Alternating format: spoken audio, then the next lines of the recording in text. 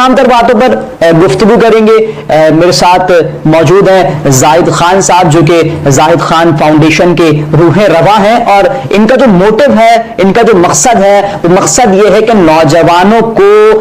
یوں کہیں کہ دوبارہ سے اپنے پیروں پر کس طرح کھڑا کرنا ہے. نوجوانوں کے اندر جو ایک روح بیدار ہونی چاہیے, اس روح کو کس طرح بیدار کرنا ہے, اور کس طرح سے جھنجھوڑ کر یہ بتانا ہے کہ تم ایک نوجوان ہو, تمہارے اندر وہ طاقت ہے, تمہارے اندر وہ انرجی ہے کہ تم جو چاہو گے وہ کر سکتے ہو. تو زاہد خان صاحب کے پاس چلتے ہیں. سر, آپ کا بے حد شکریہ کہ آپ نے اپنے قیمتی وقت سے ہمیں جو ہے وہ نوازا. سب سے پہلا سوال تو مجھے بتائیے گا, آپ جو موٹو لے کر چل رہے ہیں, آپ خود بھی ایک نوجوان ہیں, سوال یہ ہے کہ میرا نہیں کہ اٹھتا ہی سوال یہ کہ آخر یہ آئیڈیا آیا کس طرح کہ جی میں نے اب نوجوانوں کے لیے کام کرنا ہے, نوجوانوں کے اندر جو سوچ مر چکی ہے اس سوچ کو دوبارہ سے بیدار کرنا ہے. اعوذ باللہ من الشیطان الرجیم, بسم اللہ الرحمن الرحیم. سب سے پہلے تو میں آپ کا اور آپ کی پوری ٹیم کا تہ دل سے مشکور ہوں کہ آپ لوگوں نے ہمیں انوائٹ کیا. اور یقیناً آپ نے جو نوجوانوں کے حوالے سے بات کی, یہی ویژن, یہی مسائل کو مد نظر رکھتے ہوئے جیسے آپ نے بات کیا, اور اقبال کہتے ہیں کہ اگر جوا ہو میرے قوم کی جسور و غیور, قلندری میرے کچھ کم سکندری سے نہیں. اصل میں سب سے جو ہم ایک پسماندہ علاقہ بیکورڈ ایریا ہے جو کہ نیو سبزی منڈی, نیو ویجیٹیبل مارکیٹ کراچی, اور وہاں سے آپ پوری پاکستان کا آپ ایک آبزرویشن کر سکتے ہیں کہ آج کے جو کرنٹ سچویشن ہے, خصوصاً نوجوان, آپ نے جیسے کہا کہ سیاسی ایکٹیویٹیز میں وہ حصہ لیتے جبکہ ہونا یہ چاہیے تھا کہ ان کا تعلیم پر زیادہ فوکس ہونا چاہیے تھا, اور یا مختلف ایسے ڈرگس, یہ سارے معاملات کو دیکھ کر ہماری ٹیم, صرف میں نہیں ہوں بلکہ میرے ساتھ پورے ٹیم ہے, اور ہمارا ٹیم میں تقریباً 12 ممبر ہیں جو کہ ہم مختلف سکولز اور اکیڈمیز اور کالجز میں جا کر اپنے نوجوانوں کو ایک دفعہ پھر جگانے کی کوشش کرتے ہیں تاکہ وہ اپنے آپ کو پہچانے. جب آپ اپنے آپ کو پہچان لیتے ہیں, جب ایک نوجوان خود کو پہچان لیتے ہیں, جب اسے پتہ چلتا ہے کہ what's my responsibility and what's my role for the society, معاشرے میں میرا کیا کردار ہے, مجھے کیا کرنا چاہیے, اور اپنا مقصد حیات کو سمجھ جاتے ہیں, پہچان لیتے ہیں خود کو, تو یقیناً وہ نوجوان معاشرے کے لیے ایک بہت بڑا ایسٹ بنتے ہیں اور معاشرے کو ایک بہتری, خوشحالی اور امن کی طرف لے کے چلتے. لیکن بات یہ کہ ایک نوجوان جو میں کہوں 18 سال سے لے کے 26 سال تک کی عمر کو آیا ہے, وہ جب اس کے والدین کو ہی اس کی فکر نہیں ہے, جب اس کو پیدا کرنے والے ان لوگوں کو ہی اس کی فکر نہیں ہے جیسے انہوں نے جیسے پیدا کیا ہے, تو آپ آیا آپ کی ٹیم کیوں کام کر رہی ہے؟ کس آؤٹسٹینڈنگ کوشچن. لیکن ہم اس ملک میں رہتے, اس معاشرے میں رہتے,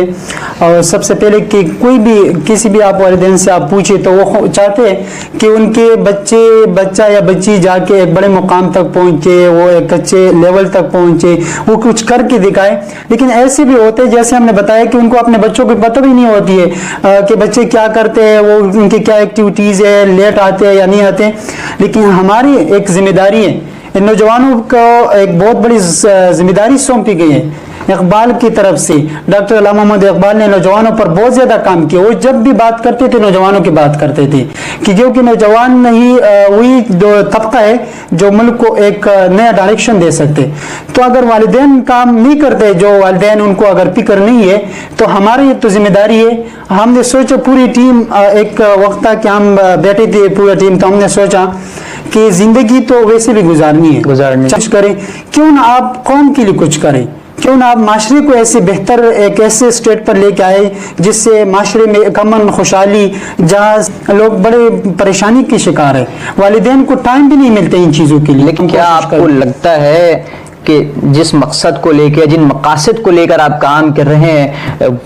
آج کا نوجوان یہ چیز ڈیزرو بھی کرتا ہے؟ اگر وہ ڈیزرو کرتا ہے تو کیا آیا وہ اس مقام تک پہنچ سکتا ہے جہاں آپ چاہ رہے ہیں؟ کیونکہ جس بچے نے اپنے والدین کی سوچوں کو اپنے خیال میں نہیں رکھا, جس کو یہی فکر نہیں کہ اس کے والدین اس سے کیا چاہتے ہیں, تو آپ اتنا شیور کیسے ہیں کہ جی میں اپنی آئیڈیالوجی جو ہے وہ اس کے دماغ میں بٹھا سکتا ہوں, اس کے دل میں بٹھا سکتا ہوں؟ ہمیں سب سے پہلے تو ہمیں اور ہماری ٹیم کو پوری یقین ہے اللہ تعالیٰ کی ذات پر, اور اپنی محنت دیکھیے ہماری ٹیم بہت زیادہ محنت کرتی ہے اور ہمیں یقین ہے کہ ہمارا جو محنت ہے یہ ضرور رنگ لائے گی، اور نوجوانوں پر ایسے نوجوان نکلیں گے جب وہ اپنی خود شناسی ہوگی، جب وہ اپنے آپ کو پہچان لیں گے۔ 22 سال سے لے کے 26 سال تک کا نوجوان ہمارا ہے وہ مطلب وہ نشے کی لت میں ہے، اچھا، جو وہ باہر آنا چاہتا ہے۔ اب اور ایسا ہم نے اپنے معاشرے میں دیکھے بہت سارے ایسے نوجوان کہ وہ اس لت میں انوالو ہو چکے ہیں، اور کافی پیرنٹس نے بھی اس چیز کے لیے ہمیں بھی بتایا گیا ہے کہ ایسے سویچبل سولوشن نکالا جائے۔ اور ایسے تو میں پرسنلی ملا نہیں ہوں، لیکن جیسے آپ نے اگزامپل لیا تو اس نوجوان کی رہنمائی ہو سکتی ہے اگر ان کے والدین ہمارے ساتھ مل کر اس کے پاس جائیں، اس نوجوان کے پاس، اور ان سے ایک محبت بھری، کیونکہ ایک نوجوان جب گھر سے نکلتے باغی ہوتے اس طرح چیزوں کی طرف جاتے تو وہ بیسیکلی گھر کے ایسے مسائل کی وجہ سے یا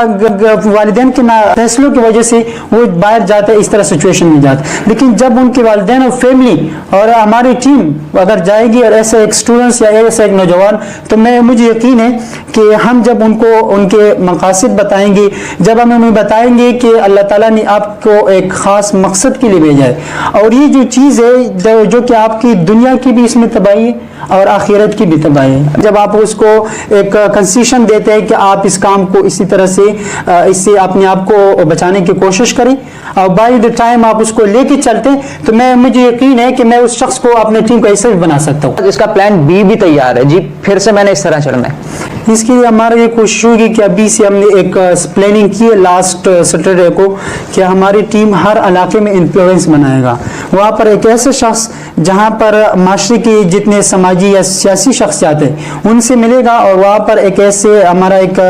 تنظیم کا ایک حصہ بنائے گا کہ ایسے مسائل ہوں گے تو وہ ہم سے ڈسکس کریں گے، اور پھر اس کے بعد جو معاشرے کے یا جس علاقے میں ایسے مسائل کریٹ ہوتے تو وہاں پر ہمارا ٹیم ہر علاقے میں انشاءاللہ ہماری کوشش ہے کہ ہر جگہ ہمارا انفلوئنس ہو، اور اسی طرح سے اس طرح جو مسائل ہوں گے جیسے آپ نے بتایا تو ہماری ٹیم ہر علاقے کے لیے کام کرے گی، اور ایسے اگر ایک علاقے میں 50-100 بندے بھی ہیں تو ایک ٹیم اس کو کور کر سکتی ہے۔ عمر کون سی ہے جو ایک عمر والدین کو اپنے بچے پر نظر رکھنی پڑے گی کہ یار اب میرا بچہ اس عمر کو آ رہا ہے یا اس سیڑھی پہ چڑھ گیا ہے کہ اب میں نے اس پر نظر رکھنی ہے، اب میں نے اس پر پابندیاں لگانی ہی لگانی ہے، اور یہ نہ مانے اب اس کو ڈنڈے بھی مارنے ہیں؟ میں نے پرسنل ایکسپیرینس سے بتاؤں گا، جب میں اپنے پرسنل لائف کے حوالے سے،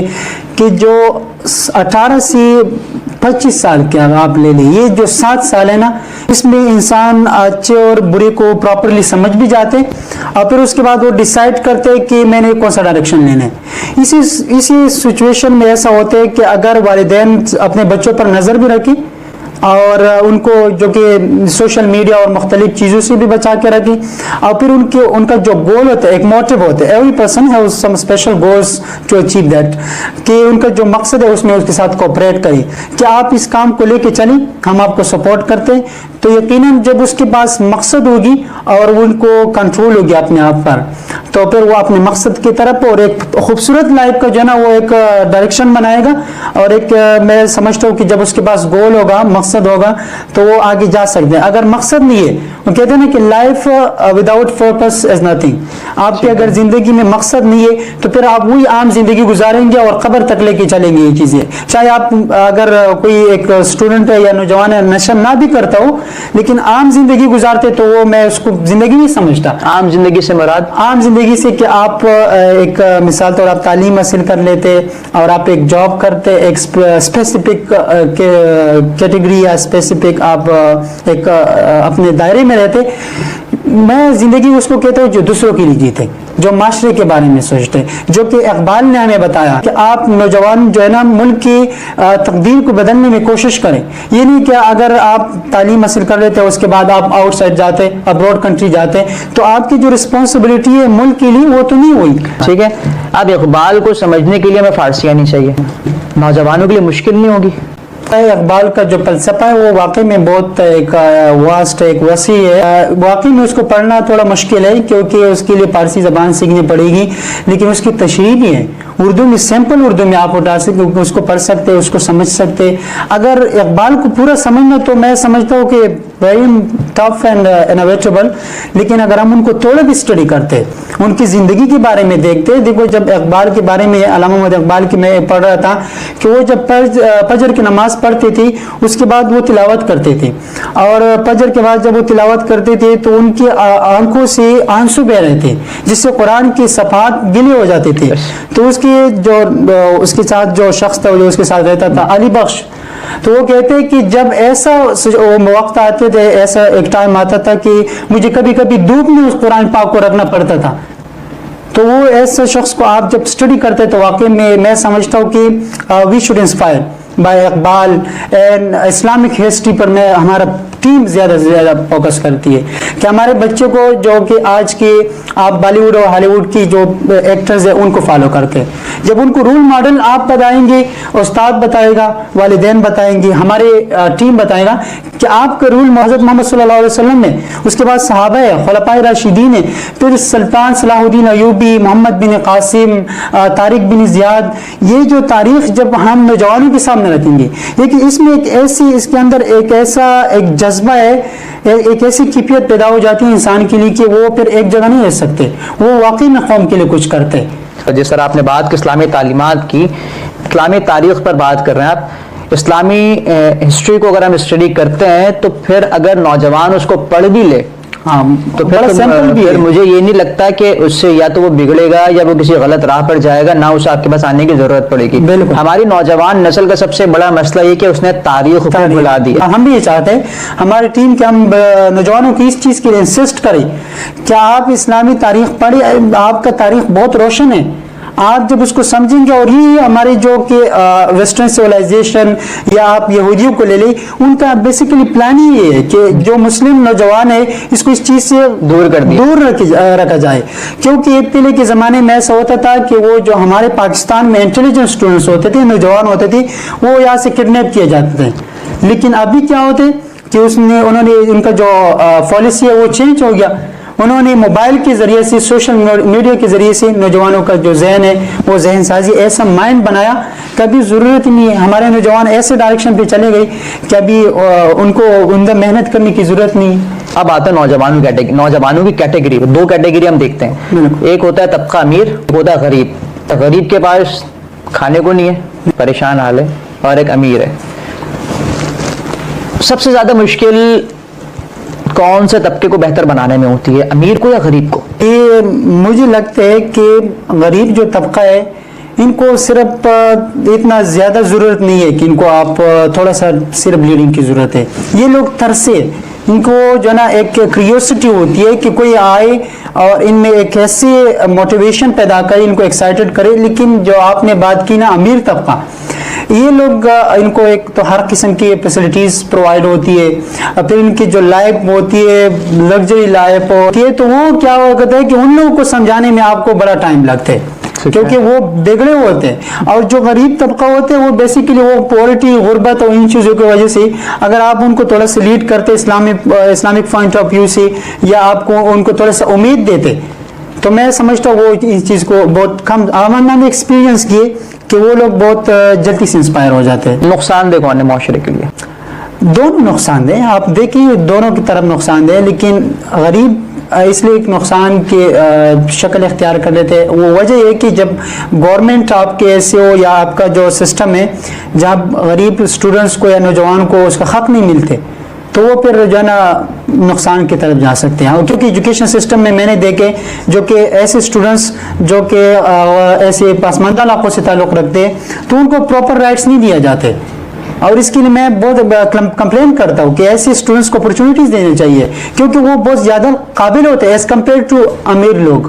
امیر اسٹوڈنٹس یا نوجوان. تو اس کے بنسبت ہمارے جو نوجوان جو غریب طبقہ ہے وہ بہت قابل ہے.